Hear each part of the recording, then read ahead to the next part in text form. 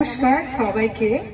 আমি এখানে এসে খুব খুশি হলাম আর কার্তিক দাকে থ্যাংক ইউ সো মাচ, বিশেষ ধন্যবাদ জানাই। উনি আমাকে সব জায়গায় সব সময় ডাকে আর আমি আসিও, কারণ আমার খুব ভালো লাগে। আজকে আমি এই জায়গায় দাঁড়িয়ে আছি। এই জায়গায় দাঁড়ানোর পেছনে অনেক যুদ্ধ আছে, অনেক পরিশ্রম আছে, অনেক মানুষের কথা আছে, অনেক ক্রিটিসাইজ আছে, যেটাকে অতিক্রম করে আমি এখানে এসে দাঁড়িয়েছি। আমি তো নারী, আমি সব পারি। হতে পারে যে আমাদেরকে বদ্ধ করে রাখা হয়, সেটাকে আমরা অতিক্রম করে নিজেরা এগিয়ে এসেছি, সামনে এসে দাঁড়িয়েছি। আমি সমস্ত নারীদেরকে বলবো, তাদের নিজস্ব একটা ইচ্ছা থাকে যে তারা কোনো কিছু একটা কাজ করবে বা নিজের মতন একটুভাবে স্বাধীন চিন্তাভাবে এগিয়ে যাবে। সেই সুযোগটা সবাই করে দেয় না, কিন্তু আমি চাইবো যে একটা নারীর পাশে একটা পুরুষের খুব দরকার। কিন্তু আমরা বলি না আমরা নারী, আমরা সব পারি।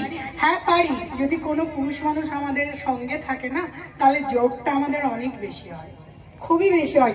অনেকে বলে না যে পুরুষ মানুষ না থাকলে আমরা নারী, আমরা একাই সব করে দেবো। এটা কিন্তু ভুল। আমি নারী বলে এই নয় যে কোনো পুরুষ মানুষের সাহায্য ছাড়া আমরা এগোতে পারবো। পুরুষ মানুষ আমাদের প্রত্যেকটা পদে পদে কিন্তু প্রয়োজন আছে। অনেকে এটা মানে না, কিন্তু আমি মানি। আমার প্রত্যেকটা জায়গায় আমি যেখানেই যাই, যেখানেই প্রোগ্রাম থাকে, যে অনুষ্ঠানেই যাই, আমি কিন্তু আমার হাজব্যান্ডকে সঙ্গে নিয়ে যাই। আর আমার হাজব্যান্ড আমাকে প্রচণ্ড হেল্প করে। কেন করবে না? তাদেরকে বোঝাতে হবে। সব স্বামীরা হয়তো বোঝে না, কারণ হাজব্যান্ডরা হয়তো বোঝে না, কিন্তু যদি বোঝানো হয় না, তারা নিশ্চয়ই বোঝাবে। অনেকে বলে না যে আমার স্বামী আমাকে এটা করতে দেয় না। আরে কেন করতে দেয় না? তাকে যদি সঠিকভাবে বোঝানো হয়, তাহলে নিশ্চয়ই ওনারা করতে দেবেন। যদি ভুল কাজ না হয়, যদি সঠিকভাবে তোমরা এগিয়ে যাও, তাহলে নিশ্চয়ই তাদের হাজবেন্ডরা নিশ্চয়ই হেল্প করবে। এই যে বলে না বধূ নির্যাতন, এই যে বলে না যে আমার স্বামী আমাকে প্রচন্ড অত্যাচার করছে, বিনা কারণে কেস, বিনা কারণে সব হয়। কারণ কি জানেন তো, পুরুষরা হচ্ছে না প্রচন্ড চুপচাপ প্রকৃতির মানুষ। তারা চুপচাপই থাকে, তারা নারীদের বিরুদ্ধে যায় না। কিন্তু নারীরা সেটা না, এখনকার দিনে এটা বিজনেস হয়ে গেছে। কথায় কথায় ডিভোর্স, কথায় কথায় ছেড়ে দেয়া, কথায় কথায়। কিন্তু না, এটা করো না, এটা করা উচিত নয়। যতদিন তোমার বাবা মা হোক, নিজের ইচ্ছায় হোক, পছন্দ করে যাকে বিয়ে করেছো, তাকে একটুখানি অ্যাডজাস্ট করো, তাকে ভালোবেসে বলো, নিশ্চয়ই তারা তোমাকে হেল্প নিশ্চয়ই করবে। হ্যাঁ, এটা শুনেছি, সবাই বলে বধূ নির্যাতন, বধূ নির্যাতন। কিন্তু এটা জানতেও হবে যে বধূ নির্যাতন অ্যাকচুয়ালি সঠিক কতটা সত্যি, কতটা মিথ্যে, তাই না? আর এই যে আজকে বাল্য বিবাহ নিয়ে বলছে, এটা নিয়ে আমার খুব কটাক্ষ। আমি বাল্য বিবাহ একদম পছন্দ করি না। কারণ আমি চাই অ্যাটলিস্ট 18 বছর বয়স অবধি বাচ্চাদেরকে পড়াশোনা করাও। তারা পড়াশোনা করুক, তারপর যখন ওরা বড় হবে, নিজেদের যদি চাকরি করে করুক, কোনো কর্ম যদি করে করুক, তারপরে আপনি তাদের বিয়ে দিন। কারণ হচ্ছে দেখুন, একটা বাচ্চা মেয়ে তো, তার শরীরের মধ্যে যে গঠনগুলো তৈরি হয়, সেই গঠনগুলো পরিপূরক হয় কিন্তু 18 বছর বাদ। আপনি যদি বাল্য বিবাহ দিয়ে দেন বা কম বয়সে যদি বিয়ে দিয়ে দেন, তাহলে সন্তান যখন প্রসব হবে না, তখন ওনাদের অনেক কষ্ট হয়। আর ওনাদের শারীরিকভাবে অনেক রকম প্রবলেম আসে, যেটা আপনারা হয়তো বুঝতে পারবেন না। তো আমার এটাই রিকোয়েস্ট, বিয়ে দিন। কেন দেবেন না? নারী মানে তো বিয়ে করতেই হবে, বিয়ে না করলে হবে না।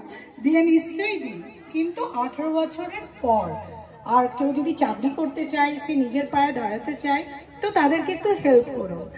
আজকে আমি এই জায়গায়, প্রথম আমার যুদ্ধ শুরু হয় 2002 থেকে। তখন আমি দুর্গাপুরে গ্ল্যামার অফ কুইন হই, ঠিক আছে?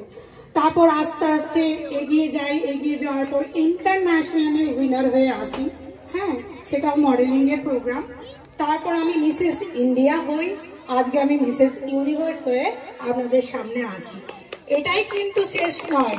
আমি এটা ছাড়াও আমি সমাজের জন্য কাজ করতে চাই বলে আজকে আমি হিউম্যান রাইটসে অ্যাজ এ প্রেসিডেন্ট আমি এর মধ্যে যুক্ত হয়েছি। আজকে আমি প্রেসিডেন্টের জায়গায় এসেছি, প্লাস ইন্টারন্যাশনাল হিউম্যান রাইটসে অ্যাজ এ আমি কনভেনার। আর এখন আপাতত corruption anti corruption foundation of ইন্ডিয়ার আমি হচ্ছে অ্যাম্বাসেডর।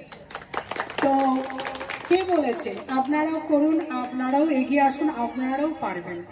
আর সবাইকে এইটুকুই বার্তা দিতে চাই যে স্বামীদের কথা শুনবেন, তাদের সাথ দেবেন। কারণ তারা কিন্তু কোনোদিনও অন্যায়টা মেনে নেয় না, তারা যেটা বলে সেটা শুনতে হবে। কারণ যখন আমরা বাবার বাড়ি ছেড়ে স্বামীর ঘর আসি, তখন স্বামীকেও, বাবাকে যেমন সম্মান করা হয় না, স্বামীকেও সেরকম সম্মান করতে হয়। তো সেও তো আমি বলবো যে স্বামী ছাড়া কিন্তু কোনো নারী ওপরে উঠতে পারে না, আমি তো পারিনি, এবারে অন্য কেউ যদি করেছে সেটা আলাদা ব্যাপার। ধন্যবাদ সবাইকে, আমার এত সুন্দর সব দর্শক আমার কথা শুনছে এত সুন্দরভাবে, আমার খুব ভালো লাগছে, তার জন্য অসংখ্য ধন্যবাদ।